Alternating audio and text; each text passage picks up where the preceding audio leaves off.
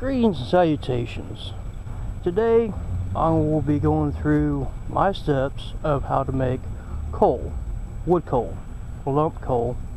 Some people call it charcoal, but when you call it charcoal, other people get confused with charcoal briquettes.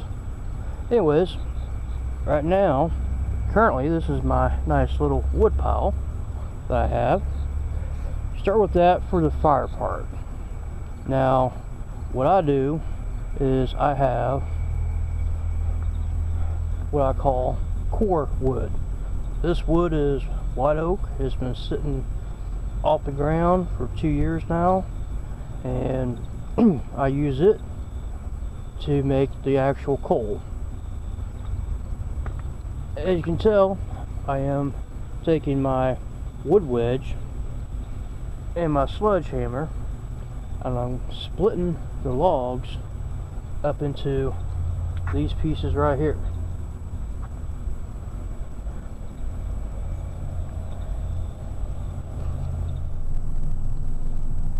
Now with the miter saw, we cut them down as far as I can safely, and we do the smaller pieces in the vise with the sawzall,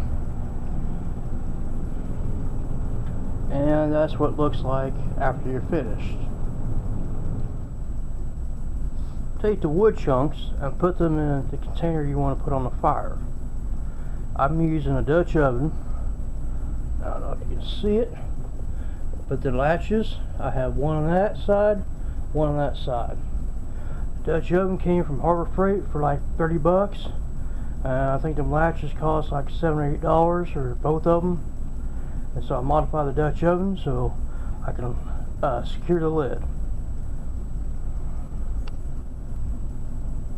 There's the Dutch oven with the lid on it. See, it's secured. Now you may notice that it does have holes in the lid on the top. Those are drilled on purpose. Now what that's going to do, whenever all the videos I've seen on the internet talked about having it in a steel container burning wood with lack of oxygen, but I could never figure out why they had holes on it until I started watching the videos and doing it myself.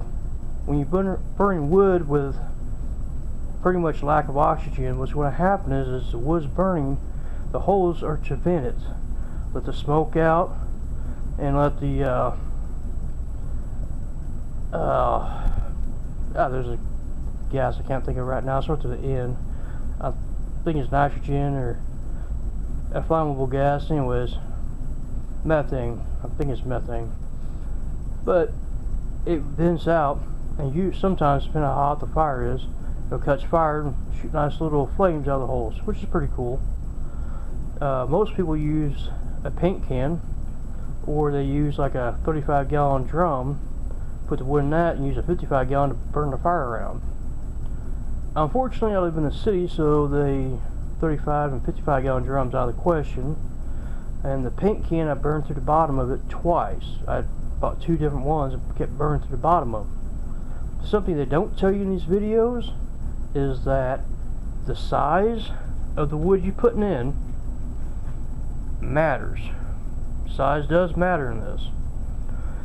You want wood that will fit into your foundry, or if you're using it for barbecuing, wood that will, the size of the wood what you want, because if you go bigger and try to break it up later, that's just more time consuming, but also the bigger it is, the longer it takes to become charcoal.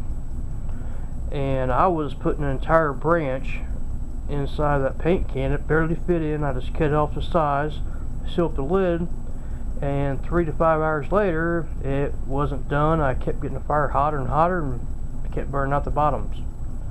So that's one reason why I went to Dutch oven. Another reason why is size. Bigger the Dutch oven is bigger than the paint can, so I can put more in it, so I can make more coal per run. Alrighty, let's go to the next step. Now that the fire is going pretty good, you start to see how the Dutch oven is heating up. As it's heating up the wood, and there's smoke coming out of the vent holes, which is what we want. As it continues to burn, it should get hotter, and that could turn to a flame. As you can see, it's really starting to go now. Anyways, we'll give you an update a little bit later on. As it's heating up, you can see the methane gas is trying to escape and is catching fire. That's part of the process. Now when the flame stops and all the smoke stops from coming out, then it'll be done. You just pull it off, let it cool off, and you will have some lump coal.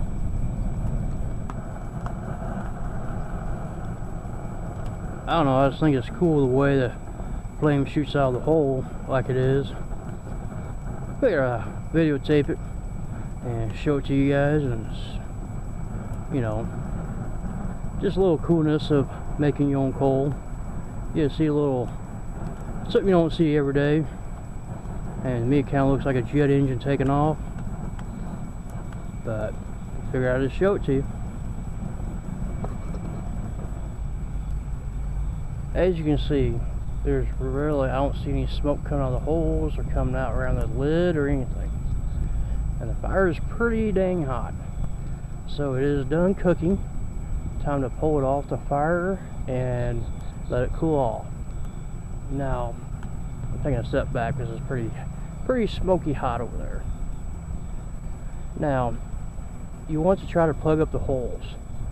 On my Dutch oven, I'm afraid if I try to do anything too radical, that may crack the Dutch oven. So I'm going to pull it off and let it sit for a while, and then I'll put a old wet t-shirt on top to stop any airflow from coming back in. That way, in case any coals that ignited in there, they will be smothered out. Alright, now it's off the fire and cooled off. I even put a old t-shirt that was wet down on top, and let's pull it off and see what we got.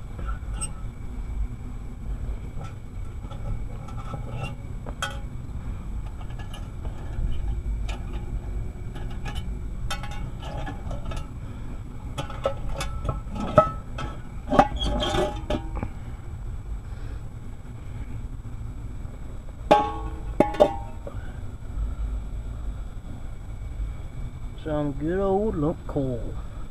If you notice, that was pretty full, and now it's all dropped down. That's because all the moisture and most of the impurities has been burned off. Anyways, hope you liked this little video on how to make your own lump coal, charcoal, whatever you want to call it. I call it wood coal, and hopefully it serves you for informational purposes, or if you want to make it for barbecuing or foundry or whatever. Anyways, have a good day. Bye bye.